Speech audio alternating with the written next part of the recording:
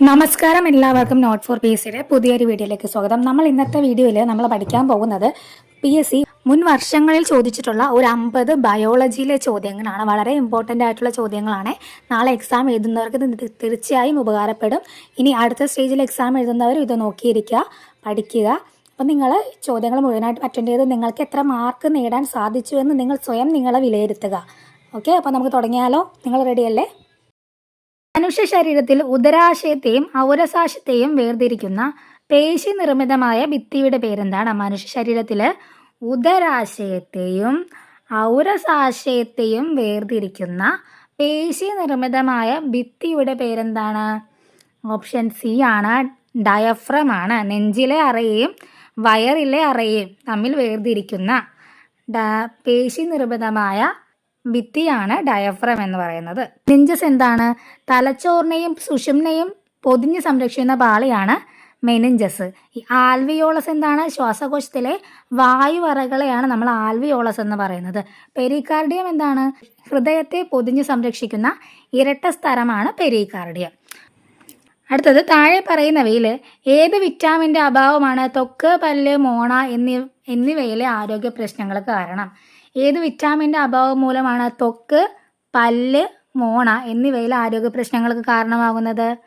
Option D ആണ്, vitamin സിയുടെ അഭാവം മൂലമാണ് ത്വക്കിനും പല്ലിനും മോണയിലുമൊക്കെ ആരോഗ്യ പ്രശ്നങ്ങൾ വരുന്നത്. അടുത്തത്, ഇന്ത്യൻ ഹരിത വിപ്ലവത്തിൻ്റെ പിതാവ് എന്നറിയപ്പെടുന്ന കൃഷി ശാസ്ത്രജ്ഞൻ ആരാണ്? ഇന്ത്യൻ ഹരിത വിപ്ലവത്തിൻ്റെ പിതാവ് എന്നറിയപ്പെടുന്നത് ആരാണ്? ഓപ്ഷൻ ബി ആണ്, doctor MS Swaminathan. Doctor MS സ്വാമിനാഥനാണ് ഇന്ത്യൻ ഹരിത വിപ്ലവത്തിൻ്റെ പിതാവ് എന്നറിയപ്പെടുന്നത്. ഡോക്ടർ സലിം അലിയുടെ പ്രത്യേകത എന്താണ്? അദ്ദേഹം ഇന്ത്യയുടെ പക്ഷി മനുഷ്യൻ എന്നറിയപ്പെടുന്നത് അല്ലേ? പക്ഷി മനുഷ്യൻ എന്നറിയപ്പെടുന്നത് ഡോക്ടർ സലിം അലിയാണ്. ഇനി ഡോക്ടർ വിക്രം സാരാഭായ് ആരാണ്?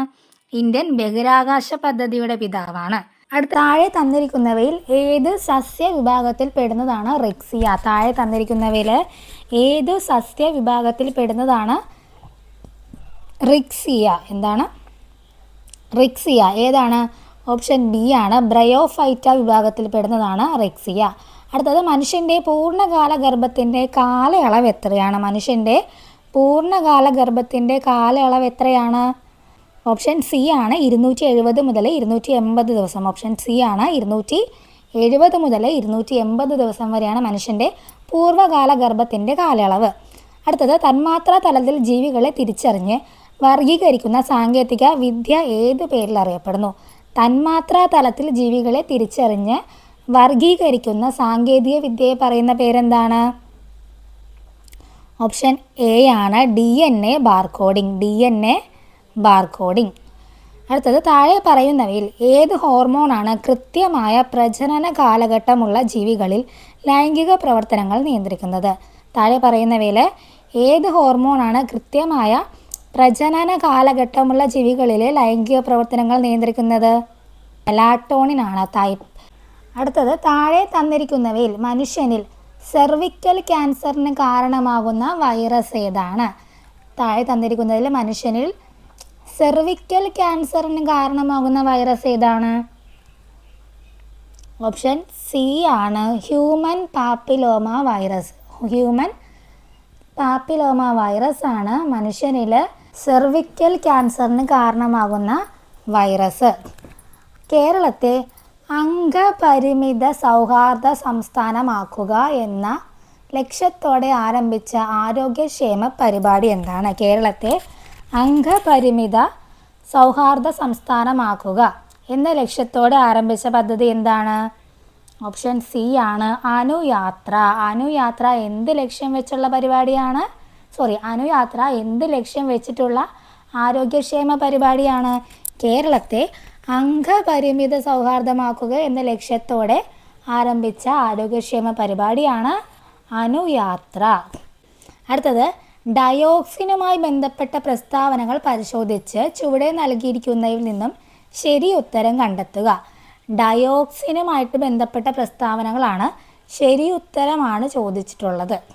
4 സ്റ്റേറ്റ്മെൻറ്റുകൾ കൊടുത്തിട്ടുണ്ട്. വിഷാംശമുള്ളതും പരിസ്ഥിതി മലിനീകരണം ഉണ്ടാക്കുന്നതുമായ രാസവസ്തുവാണ് ഡയോക്സിൻ. കൊഴുപ്പ് കലകളിൽ സംഭരിക്കപ്പെടുന്നു. വ്യാവസായിക പ്രക്രിയകളുടെ ഉപോൽപ്പന്നങ്ങളാണിവ. മനുഷ്യരിൽ ഹോർമോൺ വ്യവസ്ഥയ്ക്ക് തകരാറുണ്ടാകുന്നതിനും ക്യാൻസറിനും കാരണമാകുന്നു. അപ്പോൾ ഇതിൻ്റെ ഉത്തരം വരുന്നത് എല്ലാം ശരിയാണെന്നാണ്. ഓപ്ഷൻ ഡി ആണ്. അതായത് ഡയോക്സിനുമായിട്ട് ബന്ധപ്പെട്ട് ഈ പറഞ്ഞിരിക്കുന്ന 4 പ്രസ്താവനകളും ശരിയാണ്. വിഷാംശമുള്ളതും പരിസ്ഥിതി മലിനീകരണം ഉണ്ടാക്കുന്നതുമായ രാസവസ്തുവാണ് ഡയോക്സിൻ. കൊഴുപ്പിലാണ് ഇത് സംഭരിക്കപ്പെടുന്നത്. ഡയോക്സിനുകൾ ജലത്തിൽ ലയിക്കാത്തതും എന്നാൽ കൊഴുപ്പിൽ ലയിക്കുന്നതുമാണ്. അതിനാൽ ഇവ ജന്തുക്കളുടെയും മനുഷ്യരുടെയും ശരീരത്തിലെ കൊഴുപ്പ് കലകളിൽ ദീർഘകാലം സംരക്ഷിക്കപ്പെടുന്നു. ഭക്ഷ്യ ശൃംഖലകളിലൂടെയാണ് മറ്റുള്ളവരിലേക്ക് ഇതെത്തുന്നത്. ഇനി ഇവ നമ്മുടെ ശരീരത്തിൽ പ്രവേശിച്ചു കഴിഞ്ഞാൽ ഹോർമോൺ വ്യതിയാനങ്ങൾ, പ്രതിരോധ വ്യവസ്ഥയുടെ തകർച്ച, വന്ധ്യത, ക്യാൻസർ തുടങ്ങിയ ഗുരുതരമായ ആരോഗ്യ പ്രശ്നങ്ങൾക്ക് കാരണമാകുന്നു. അപ്പോൾ താഴെ തന്നിരിക്കുന്നവയിൽ കേരള കാർഷിക സർവകലാശാല വികസിപ്പിച്ചെടുത്ത ഗുണമേന്മയുള്ള കൂണിനം ഏതാണ്? താഴെ തന്നിരിക്കുന്നവയിൽ കേരള കാർഷിക സർവകലാശാല വികസിപ്പിച്ചെടുത്ത ഗുണമേന്മയുള്ള കൂണിനം ഏതെന്നാണ് ചോദിച്ചിട്ടുള്ളത്. ഏതാണ്? ഉത്തരം ഓപ്ഷൻ എ ആണ്. ഭീമയാണ് കേരള കാർഷിക സർവകലാശാല വികസിപ്പിച്ചെടുത്ത ഗുണമേന്മയുള്ള കൂണിനം. അടുത്തത് അസ്ഥികളുടെ ശരിയായ വളർച്ചയ്ക്കും കേടുപാടുകൾ പരിഹരിക്കുന്നതിനും സഹായകമായ സവിശേഷ കോശങ്ങൾ ചുവടെ നൽകിയിരിക്കുന്നവയിൽ നിന്നും കണ്ടെത്തുക. അസ്ഥികളുടെ വളർച്ചയ്ക്കും കേടുപാടുകൾ പരിഹരിക്കുന്നതിനും സഹായകമായ സവിശേഷ കോശങ്ങൾ ഏതാണ്? താഴെ 4 ഓപ്ഷൻസ് കൊടുത്തിട്ടുണ്ട്. ഇതിലേത് കോശങ്ങളാണ് അസ്ഥികളുടെ ശരിയായ വളർച്ചയ്ക്കും കേടുപാടുകൾ പരിഹരിക്കുന്നതിനും ആവശ്യമായത്? ഓപ്ഷൻ സി ആണ്. ഓസ്റ്റിയോബ്ലാസ്റ്റുകൾ. അസ്ഥികളിലെ പുതിയ കലകളെ നിർമ്മിക്കുന്ന കോശങ്ങളാണിവ. അസ്ഥികൾക്ക് തേയ്മാനമോ ഒടിവോ സംഭവിച്ചാൽ അവയെ പരിഹരിക്കുന്നതിനും കാൽഷ്യം ഫോസ്ഫേറ്റ് പോലെയുള്ള ഉപയോഗിച്ച് അസ്ഥികളെ ദൃഢമാക്കുന്നതും ഈ കോശങ്ങളാണ്. ഇവ പിന്നീട് പൂർണ്ണ വളർച്ചയെത്തിയ ഓസ്റ്റിയോസൈറ്റുകളായി മാറുന്നു. അപ്പോൾ അസ്ഥികളുടെ ശരിയായ വളർച്ചയ്ക്കും കേടുപാടുകൾ പരിഹരിക്കുന്നതിനും ആവശ്യമായ സവിശേഷ കോശങ്ങളുടെ പേരെന്താണ്? ഓസ്റ്റിയോബ്ലാസ്റ്റുകൾ. അടുത്തത് വിറ്റാമിൻ B12 അപര്യാപ്തത മൂലമുണ്ടാകുന്ന രോഗം എന്താണ്? വിറ്റാമിൻ B12 അപര്യാപ്തത മൂലമുണ്ടാകുന്ന രോഗം എന്താണ്? ഓപ്ഷൻ സി ആണ്. Megaloblastic anaemia. സ്കർവി എന്തിൻ്റെയാണ്? വൈറ്റമിൻ സിയുടെ കുറവ് മൂലമാണ്. ബെറിബെറിയോ? വിറ്റാമിൻ B1 അല്ലെങ്കിൽ തയാമിൻ്റെ കുറവ് മൂലം ഉണ്ടാകുന്ന രോഗമാണ് ബെറിബെറി. ഇനി ഓസ്റ്റിയോപൊറോസിസ് എന്ന് പറയുന്നത് എന്താണെന്നറിയോ? അസ്ഥികളുടെ ബലം കുറയുന്ന അവസ്ഥയാണ്. അതായത് കാൽസ്യത്തിൻ്റെയും വിറ്റാമിൻ ഡിയുടെയും കുറവ് മൂലം അസ്ഥികളുടെ ബലം കുറയും. ആ ഒരു അവസ്ഥയാണ് ഓസ്റ്റിയോപൊറോസിസ് എന്ന് പറയുന്നത്. അസ്ഥികൾ കനം കുറഞ്ഞ് വളയുന്ന കണ എന്ന രോഗം ഏത് വിറ്റാമിൻ്റെ കുറവ് മൂലമാണ് ഉണ്ടാകുന്നത്? അസ്ഥികൾ കനം കുറഞ്ഞ് വളയുന്ന കണ എന്ന രോഗം ഏത് വിറ്റാമിൻ്റെ കുറവ് മൂലമാണ് ഉണ്ടാകുന്നത്? ഓപ്ഷൻ ഡി ആണ്. വിറ്റമിൻ ഡിയുടെ കുറവ് മൂലം ഉണ്ടാകുന്ന രോഗമാണ് കണ. ഇതും PSC ഒത്തിരി വട്ടം ചോദിച്ചതാണ് അല്ലേ. അടുത്ത ചോദ്യം, കേരള കാർഷിക സർവകലാശാലയുടെ ആസ്ഥാനമായ മണ്ണുത്തി ഏത് ജില്ലയിലാണ്? കേരള കാർഷിക സർവകലാശാലയുടെ ആസ്ഥാനമായ മണ്ണുത്തി ഏത് ജില്ലയിലാണ്? ഓപ്ഷൻ എ ആണ്. തൃശ്ശൂർ ജില്ലയിലാണ് മണ്ണുത്തി സ്ഥിതി ചെയ്യുന്നത്. അടുത്തത് പവിത്ര, അന്നപൂർണ എന്നിവ ഏത് വിളയുടെ സങ്കര ഇനം വിത്തുകളാണ്? പവിത്ര, അന്നപൂർണ എന്നിവ ഏത് വിളയുടെ സങ്കര ഇനം വിത്തുകളാണ്? ഓപ്ഷൻ സി ആണ്. നെല്ലിൻ്റെ സങ്കര ഇനം വിത്തുകളാണ് പവിത്രയും അന്നപൂർണയും.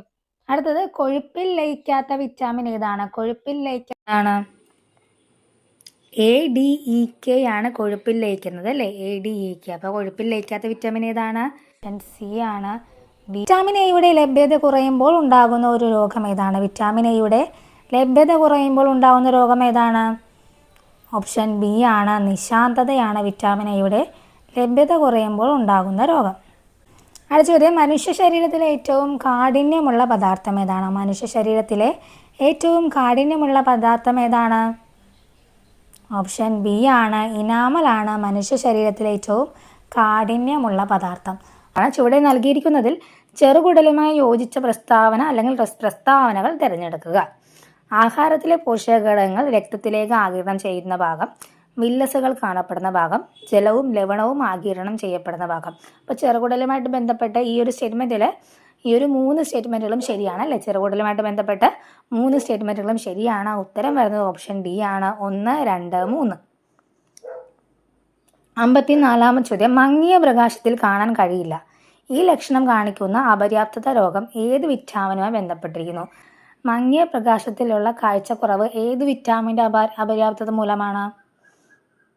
ഓപ്ഷൻ എ ആണ് അല്ലേ? വിറ്റാമിൻ എയുടെ അപര്യാപ്തത മൂലമാണ് മങ്ങിയ പ്രകാശത്തിലുള്ള കാഴ്ചക്കുറവ് ഉണ്ടാവുന്നത്. പ്രസ്താവനകൾ വിലയിരുത്തി താഴെ പറയുന്നവയിൽ നിന്നും ശരിയായ ഉത്തരം കണ്ടെത്തുക. പ്രസ്താവനകൾ വിലയിരുത്തിക്കൊണ്ട് ശരിയായ ഉത്തരമാണ് ചോദിച്ചിരിക്കുന്നത്. അതായത് ധമനി എന്ന് പറയുന്നത് ശുദ്ധരക്തവും സിര എന്ന് പറയുന്നത് അശുദ്ധ രക്തവുമാണെന്ന് നമുക്കറിയാം. എന്നാൽ ശ്വാസകോശ ധമനിയുടെയും ശ്വാസകോശ സിരയുടെയും കാര്യം വരുമ്പോൾ ഈ 2 കാര്യങ്ങളും അങ്ങോട്ടും ഇങ്ങോട്ടും നേരെ തിരിയും അല്ലേ? അപ്പോൾ ശ്വാസകോശ ധമനി എന്ന് പറയുന്നത് അശുദ്ധ രക്തമാണ് വഹിക്കുന്നത്. അപ്പൊ ഇതിൽ നോക്കിക്കോ, അശുദ്ധ രക്തം വഹിക്കുന്ന രക്തക്കുഴലാണ് ശ്വാസകോശ ധമനി. പിന്നെ അപ്പോ സിര എന്തായിരിക്കും? ശുദ്ധരക്തമാണ് അല്ലേ? അതെ, ശുദ്ധരക്തം വഹിക്കുന്ന രക്തക്കുഴലാണ് ശ്വാസകോശ സിര. അപ്പോൾ ഇതിലെ ബിയും സിയും ആണ് ശരിയായിട്ടുള്ളത്. ഉത്തരം വരുന്നത് ഓപ്ഷൻ ഡി ആണ്. ക്ലിയർ ആയല്ലോ അല്ലേ? ധമനിയും സിരയും എന്താണെന്ന് എല്ലാവർക്കും അറിയാം. ശ്വാസകോശ ധമനിയായിട്ട് വരുമ്പോഴേക്കും നേരെ ഓപ്പോസിറ്റ് ആണെന്ന് ഓർത്ത് വെച്ചാൽ മതി. അടുത്തത് താഴെ പറയുന്നവയിൽ കൊഴുപ്പിൽ ലയിക്കുന്ന വിറ്റാമിനുകൾ. താഴെ പറയുന്നതില് കൊഴുപ്പിൽ ലയിക്കുന്ന വിറ്റാമിനുകൾ ഏതൊക്കെയാണ്? കൊഴുപ്പിൽ ലയിക്കുന്നത് 4 വിറ്റാമിനുകളാണ്. ഏതൊക്കെയാണ്? എ, ഡി, ഇ, കെ അല്ലെ? എ, ഡി, ഇ, കെ ആണ് കൊഴുപ്പിൽ ലയിക്കുന്നത്. അപ്പൊ ഏതൊക്കെയാണ് വരുന്നത്? എയും ഉണ്ട്, ഡിയും ഉണ്ട്. അപ്പൊ എയും ഡിയും ഓപ്ഷനിൽ വരുന്നത് ഓപ്ഷൻ ഡി ആണ്. എ, ഡി ആണ് ശരിയായിട്ടുള്ളത്. അടുത്തത് താഴെ പറയുന്നവയില് മെച്ചപ്പെട്ട ഇനം പച്ചമുളകാണ്. താഴെ പറയുന്നതിൽ മെച്ചപ്പെട്ട ഇനം പച്ചമുളകാണ്. ഏതാണ്? ഓപ്ഷൻ സി ആണ്. ജ്വാലാമുഖി. ഇന്ത്യൻ കാർഷിക ഗവേഷണ കേന്ദ്രം വികസിപ്പിച്ചെടുത്ത അത്യുൽപാദന ശേഷിയുള്ള പച്ചമുളക് ഇനമാണ് ജ്വാലാമുഖി. ബാക്കി ഓപ്ഷൻസിൽ ലോല, മാലിക, ഭാഗ്യലക്ഷ്മി ഇത് 3 പയറിന്റെ ഇനങ്ങളാണ്. ലോലയും മാലികയും ഭാഗ്യലക്ഷ്മിയും പയറിന്റെ അത്യുൽപാദന ശേഷിയുള്ള ഇനങ്ങളാണ്. അടുത്തത് 56ാമത്തെ ചോദ്യമാണ്. താഴെ പറയുന്നതില് ഫിറമോണിന് ഉദാഹരണം. താഴെ പറയുന്നതില് ഫിറമോണിന് ഉദാഹരണം ഏതാണ്? ഉത്തരം ഓപ്ഷൻ ബി ആണ്. ബോംബിക്കോൾ ആണ് ഫിറമോണിന് ഉദാഹരണമായത്. അടുത്തത് താഴെ പറയുന്നതില് ജീവജാലങ്ങളുടെ എക്സിറ്റീവ് സംരക്ഷണത്തിന് ഉദാഹരണം. ജീവജാലങ്ങളുടെ എക്സിറ്റീവ് സംരക്ഷണത്തിന് ഉദാഹരണം ഏതാണ്? ഓപ്ഷൻ എ ആണ്. ബൊട്ടാണിക്കൽ ഗാർഡൻ ആണ് എക്സിറ്റീവ് സംരക്ഷണങ്ങളിൽ. അതായത് അപ്പോൾ എക്സിറ്റീവ് കൺസർവേഷൻ എന്ന് പറഞ്ഞാൽ എന്താണ്? ജീവികളെ അവയുടെ സ്വാഭാവിക ആവാസ വ്യവസ്ഥയിൽ നിന്നും മാറ്റി മനുഷ്യനിർമ്മിതമായ സാഹചര്യങ്ങളിൽ സംരക്ഷിക്കുന്ന രീതിയാണ് എക്സിറ്റീവ് അല്ലെ? അവരെ എക്സിറ്റ് ചെയ്താണ് ചെയ്യുന്നത്. അപ്പൊ അതിനുദാഹരണമാണ് എന്ത്? ബൊട്ടാണിക്കൽ ഗാർഡന്, സുവോളജിക്കൽ പാർക്ക്, ജീൻ ബാങ്ക്, അതൊക്കെ എക്സിറ്റീവ് കൺസർവേഷൻ ആണ്. ഇനി ബാക്കി ബയോസ്ഫിയർ റിസർവും നാഷണൽ പാർക്കും വന്യജീവി സങ്കേതവും ഒക്കെ എന്താണ്? ഇൻസിറ്റു കൺസർവേഷൻ ആണ്. ജീവജാലങ്ങളുടെ അവയുടെ സ്വാഭാവിക ആവാസ വ്യവസ്ഥയിൽ തന്നെ സംരക്ഷിക്കുന്നതാണ് ഇൻസിറ്റു കൺസർവേഷൻസ്. അടുത്തത് നോബൽ സമ്മാനമായിട്ട് ചോദ്യമാണ്. 2023 വൈദ്യശാസ്ത്ര നോബൽ സമ്മാനം ലഭിച്ചത് ഏത് രോഗത്തിനെതിരെയുള്ള വാക്സിൻ കണ്ടെത്തിയതിനാണ്? 2023 വൈദ്യശാസ്ത്ര നോബൽ സമ്മാനം ലഭിച്ചത് ഏത് രോഗത്തിനെതിരെയുള്ള വാക്സിൻ കണ്ടെത്തിയതിനാണെന്നാണ് ചോദിച്ചിട്ടുള്ളത്. ഏത് രോഗത്തിനെതിരെയാണ്? ഓപ്ഷൻ സി ആണ്. കോവിഡ്-19 വാക്സിൻ കണ്ടുപിടിച്ചതിനാണ് 2023 വൈദ്യശാസ്ത്രത്തിനുള്ള നൊബേൽ സമ്മാനം ലഭിച്ചത്. അടുത്തത് നിപ രോഗത്തിന് കാരണമായ രോഗാണു ഏതാണ്? ഓപ്ഷൻ ബി ആണ്. വൈറസ്. നിപ ഒരു വൈറസ് രോഗമാണ്. അടുത്തത് വംശനാശ ഭീഷണി നേരിടുന്ന സസ്യങ്ങളുടെയും ജന്തുക്കളുടെയും വിവരങ്ങൾ ഉൾപ്പെടുത്തി വർഷം തോറും റെഡ് ഡാറ്റ ബുക്ക് പ്രസിദ്ധീകരിക്കുന്ന സംഘടന. വംശനാശ ഭീഷണി നേരിടുന്ന സസ്യങ്ങളുടെയും ജന്തുക്കളുടെയും വിവരങ്ങൾ ഉൾപ്പെടുത്തിക്കൊണ്ട് വർഷം തോറും റെഡ് ഡാറ്റ ബുക്ക് പ്രസിദ്ധീകരിക്കുന്ന സംഘടന ഏതാണ്? 4 സംഘടനകൾ കൊടുത്തിട്ടുണ്ട്. ഇതിലേത് സംഘടനയാണ് റെഡ് ഡാറ്റ ബുക്ക് പ്രസിദ്ധീകരിക്കുന്നത്? ഓപ്ഷൻ ഡി ആണ്. IUCN, International Union for Conservation of Nature. അതാണ് IUCNന്റെ ഫുൾ ഫോം വരുന്നത്, International Union for Conservation of Nature. അപ്പോൾ ഈ ഒരു സംഘടനയാണ് റെഡ് ഡാറ്റ ബുക്ക് വർഷം തോറും പ്രസിദ്ധീകരിക്കുന്നത്.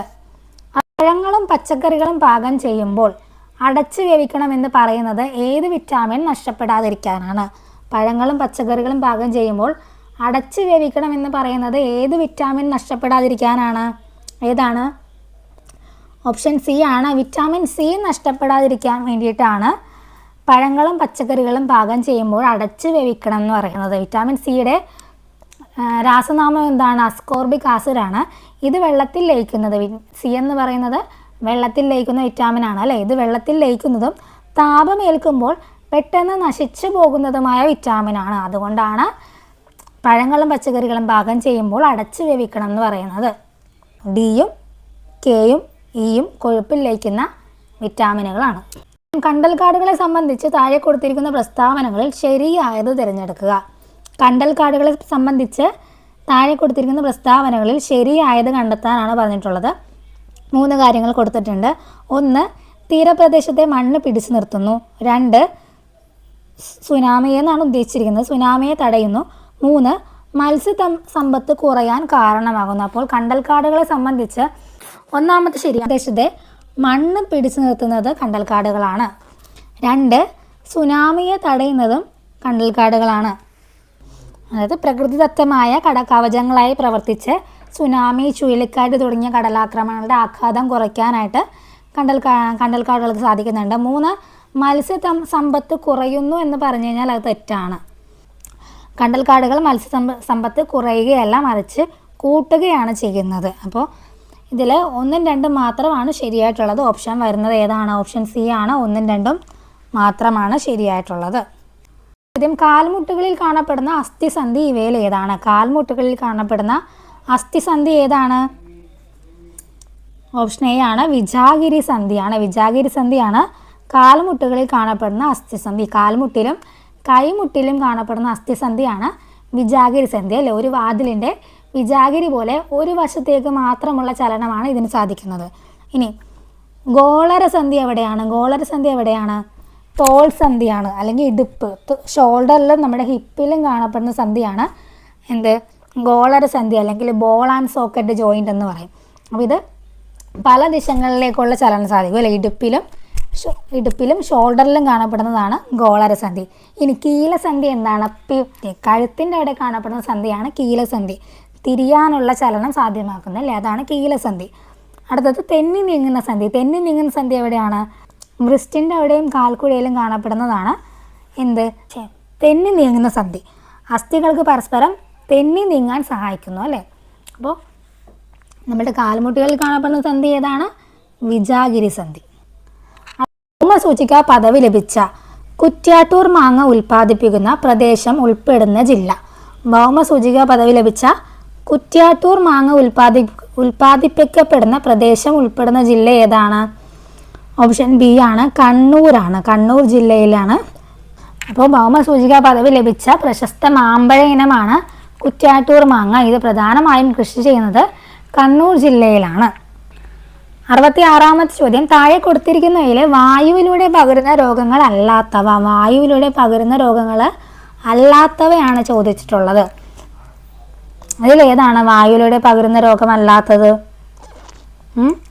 ഓപ്ഷൻ ഡി ആണ്. കോളറയും ടൈഫോയിഡും. കോളറയും ടൈഫോയിഡും ബാക്ടീരിയ മൂലം ഉണ്ടാകുന്നവയാണ്.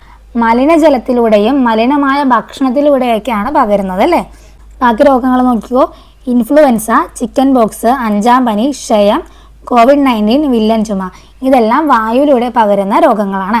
കോളറയും ടൈഫോയിഡും വായുവിലൂടെയല്ല, മലിനമായ ജലത്തിലൂടെയും മലിനമായ ഭക്ഷണത്തിലൂടെയുമാണ് പകരുന്നത്. മോണകളിൽ നിന്ന് രക്തവും പഴുപ്പും വരുന്ന രോഗലക്ഷണങ്ങൾ കാണിക്കുന്ന ഒരാളുടെ ഭക്ഷണത്തിൽ നിർബന്ധമായും ഉൾപ്പെടുത്തേണ്ട ഭക്ഷണ പദാർത്ഥങ്ങൾ തിരഞ്ഞെടുക്കുക. മോണയിൽ നിന്ന് രക്തവും പഴുപ്പും വരുന്ന രോഗലക്ഷണങ്ങൾ കാണിക്കുന്ന ഒരാളുടെ ഭക്ഷണക്രമത്തിൽ നിർബന്ധമായും ഉൾപ്പെടുത്തേണ്ട ഭക്ഷണ പദാർത്ഥങ്ങൾ ഏതൊക്കെയാണ്? ഓപ്ഷൻ ബി ആണ്. നെല്ലിക്ക, നാരങ്ങ തുടങ്ങിയ പഴങ്ങൾ. നെല്ലിക്ക, നാരങ്ങ തുടങ്ങിയ പഴങ്ങൾ. അപ്പോൾ വിറ്റമിൻ സിയുടെ കുറവ് മൂലമാണ് മോണകളിൽ നിന്ന് രക്തവും പഴുപ്പും ഒക്കെ ഉണ്ടാകുന്നത്. അപ്പോൾ ഈ വിറ്റാമിൻ സി അടങ്ങിയ ഭക്ഷണങ്ങളാണ് നെല്ലിക്കയും നാരങ്ങയും എല്ലാം. ഓക്കെ. അപ്പോൾ ഇത് ഏത് രോഗത്തിൻ്റെ ലക്ഷണമാണ്? വിറ്റമിൻ സിയുടെ അപര്യാപ്തത മൂലമുണ്ടാകുന്ന രോഗമാണ് സ്കർവി. സ്കർവിയുടെ രോഗലക്ഷണങ്ങളാണ് മോണയിൽ നിന്ന് രക്തവും പഴുപ്പും വരുന്നത്. മനുഷ്യന്റെ ലിംഫ് വ്യവസ്ഥയെ സംബന്ധിച്ച് താഴെ കൊടുത്തിരിക്കുന്ന പ്രസ്താവനകളിൽ തെറ്റായത് കണ്ടെത്തുക. ലിംഫ് വ്യവസ്ഥയെ കുറിച്ചിട്ട് തന്നിരിക്കുന്ന പ്രസ്താവനകളിൽ നിന്ന് തെറ്റായത് കണ്ടുപിടിക്കാനാണ് പറഞ്ഞിട്ടുള്ളത്. ഒന്നാമത്തത്, ലിംഫിൽ എല്ലാ രക്തകോശങ്ങളും വലിയ പ്രോട്ടീനുകളും കാണപ്പെടുന്നു. ലിംഫ് കൊഴുപ്പിന്റെ ദഹനഫലമായി ഉണ്ടാകുന്ന ലഘുഘടകങ്ങൾ ആഗിരണം ചെയ്യാൻ സഹായിക്കുന്നു. മൂന്നാമത്തത്, ലിംഫ് രക്തത്തിൽ നിന്ന് രൂപം കൊള്ളുന്നു. 4, ലിംഫ് വ്യവസ്ഥ രോഗപ്രതിരോധത്തിന് സഹായിക്കുന്നു. അപ്പോൾ ഇതിൽ ലിംഫുമായിട്ട് ബന്ധപ്പെട്ട് തെറ്റായത് ഏതാണ്? ഓപ്ഷൻ എ ആണ്. ലിംഫിൽ എല്ലാ രക്തകോശങ്ങളും വലിയ പ്രോട്ടീനുകളും കാണപ്പെടുന്നു എന്ന് പറയുന്നത് തെറ്റായ പ്രസ്താവനയാണ്. കാരണം ലിംഫ് എന്ന് പറയുന്നത് രക്തലോമികളിൽ നിന്ന് ഊറിയിറങ്ങുന്ന ഒരു ദ്രവമാണ്. ഇതിൻ്റെ അകത്ത് ശ്വേതരക്താണുക്കളുണ്ട്, പക്ഷേ അരുണരക്താണുക്കൾ, പ്ലേറ്റ്ലെറ്റുകൾ തുടങ്ങിയ വലിയ പ്രോട്ടീനുകൾ ഇവയിൽ അടങ്ങിയിട്ടില്ല. അതുകൊണ്ടാണ് ലിംഫിന് ചുവപ്പ് നിറമല്ലാത്തത്. ലിംഫിന് ചുവപ്പ് കളറല്ല, കാരണം ഇതിൽ ശ്വേതരക്താണുക്കൾ മാത്രമേ ഉള്ളൂ, അരുണരക്താണുക്കളൊന്നും ഇതിൻ്റെ അകത്തില്ല. ഇത് രക്തലോമികളിൽ നിന്ന് ഊറിയിറങ്ങുന്ന ഒരു ദ്രവമാണ് ലിംഫ് എന്ന് പറയുന്നത്. അപ്പോൾ എല്ലാ രക്തകോശങ്ങളും വലിയ പ്രോട്ടീനുകളും ഇതിൽ കാണപ്പെടുന്നു എന്ന് പറഞ്ഞു കഴിഞ്ഞാൽ ഇത് തെറ്റാണ്. ബാക്കി 3 സ്റ്റേറ്റ്മെൻറ്റുകളും ലിംഫുമായിട്ട് ബന്ധപ്പെട്ട്, ലിംഫ് വ്യവസ്ഥയുമായിട്ട് ബന്ധപ്പെട്ട് ശരിയായ സ്റ്റേറ്റ്മെൻറ്റുകളാണ്. അക്കാലത്ത് വ്യാപകമായ കൊതുകുജന്യ രോഗങ്ങൾ തടയാൻ ഫലപ്രദമായ മാർഗം തിരഞ്ഞെടുക്കുക. അപ്പോൾ കൊതുകുജന്യ രോഗങ്ങൾ തടയാനായിട്ട് ഫലപ്രദമായ മാർഗം തിരഞ്ഞെടുക്കാനാണ് പറഞ്ഞിട്ടുള്ളത്. 4 ഓപ്ഷൻസ് കൊടുത്തിട്ടുണ്ട്. ഇതിലേതാണ്?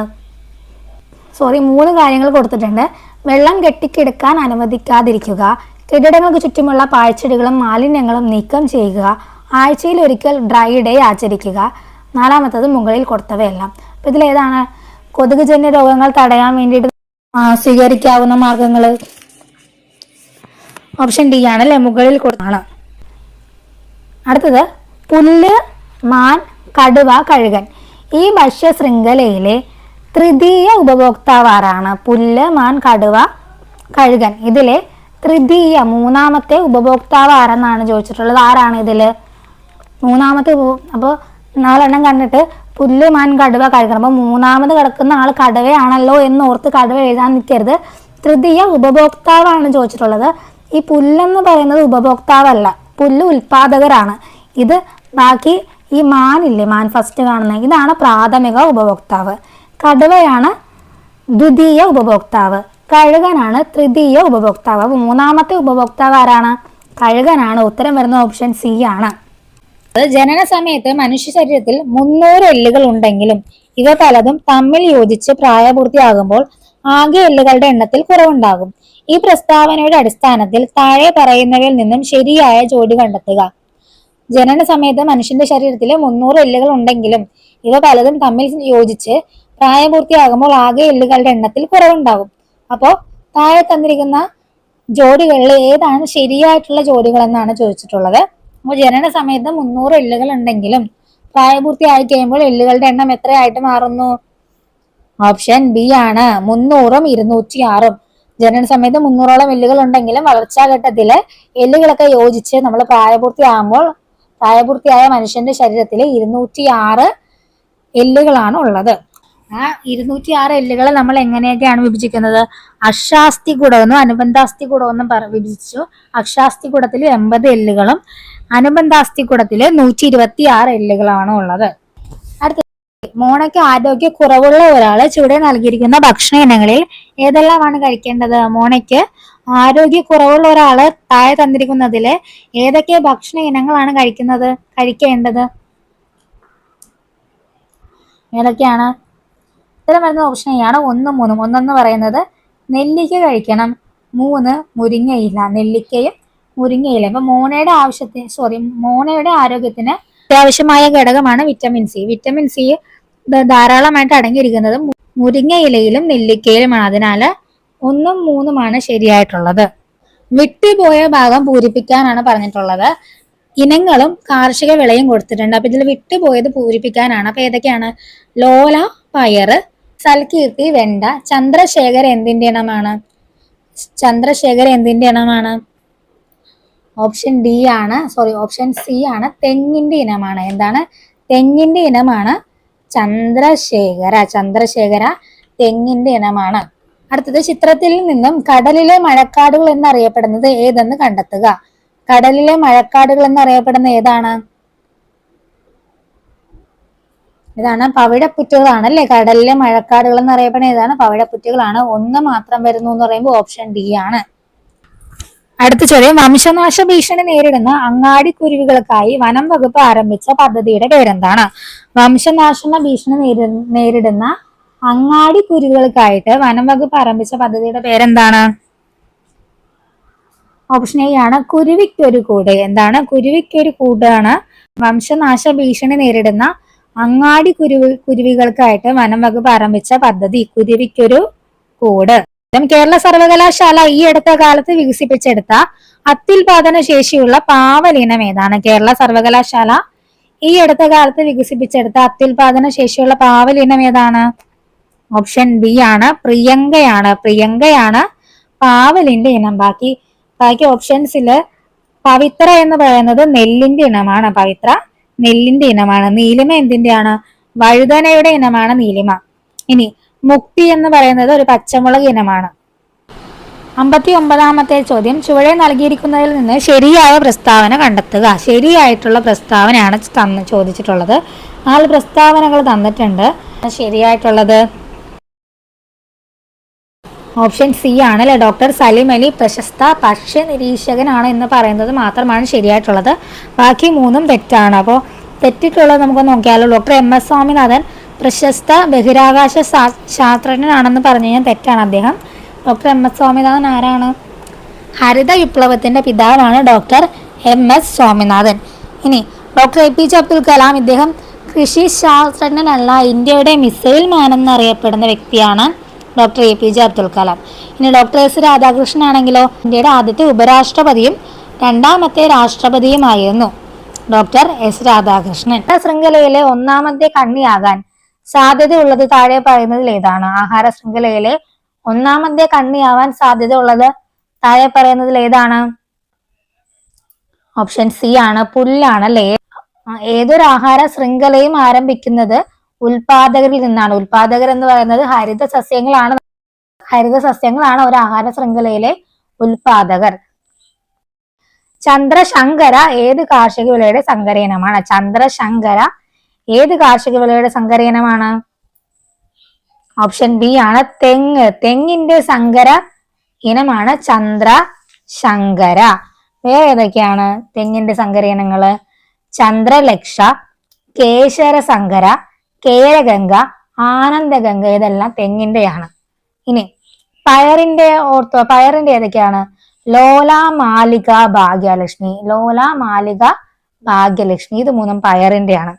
വെണ്ടയുടെ ആണെങ്കിൽ സൽകീർത്തി, അർക്ക, അനാമിക, അരുണ. സൽകീർത്തി, അർക്ക, അനാമിക, അരുണ, ഇതെല്ലാം വെണ്ടയുടെ ഇനങ്ങളാണ്. നെല്ലിന്റെ ആണെങ്കിൽ പവിത്ര, അന്നപൂർണ, ജ്യോതി, ഉമ, ഭദ്ര. പവിത്ര, അന്നപൂർണ, ജ്യോതി, ഇത് 3ഉം ഓർത്ത് വെക്കുക. അടുത്തത് പിത്തരസം ഉൽപ്പാദിപ്പിക്കുന്ന അവയവം ഏതാണ്? പിത്തരസം ഉൽപ്പാദിപ്പിക്കുന്ന അവയവം ഏതാണ്? ഏത് അവയവമാണ് പിത്തരസം ഉൽപ്പാദിപ്പിക്കുന്നത്? ഓപ്ഷൻ ഡി ആണ് കരളാണ്. മനുഷ്യ ശരീരത്തിലെ ഏറ്റവും വലിയ ഗ്രന്ഥിയായ കരളിലാണ് പിത്തരസം ഉൽപ്പാദിക്കപ്പെടുന്നത്.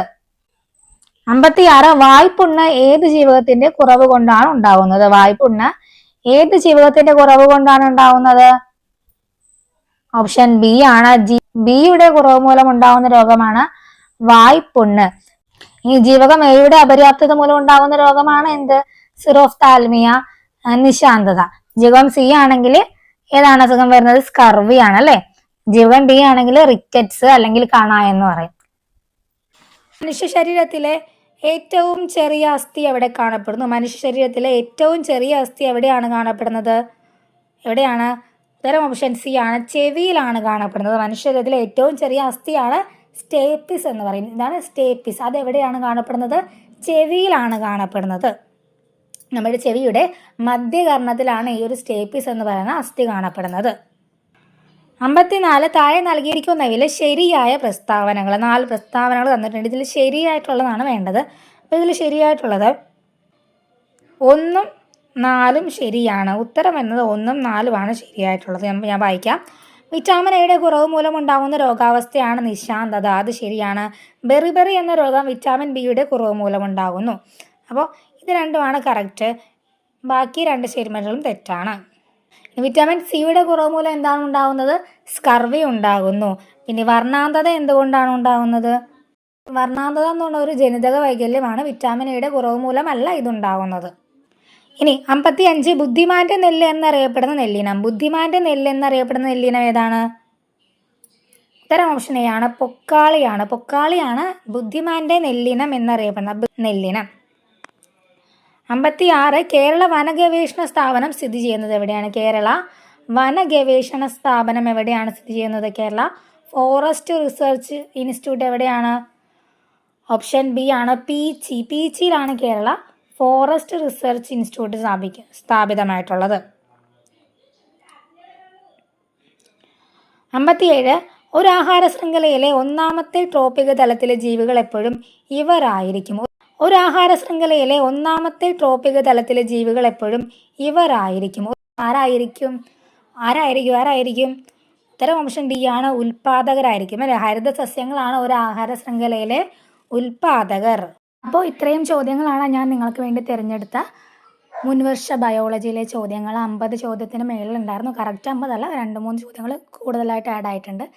പിന്നെ നിങ്ങൾ സ്വയം നിങ്ങളുടെ നിലവാരം വിലയിരുത്തുക. എത്ര മാർക്ക് നിങ്ങൾക്ക് ഇതിൽ നിന്ന് സ്കോർ ചെയ്യാൻ പറ്റും എന്നുള്ളത് കമൻറ്റ് ചെയ്തില്ലെങ്കിലും കുഴപ്പമില്ല. സ്വയം നിങ്ങൾ മനസ്സിലാക്കുക.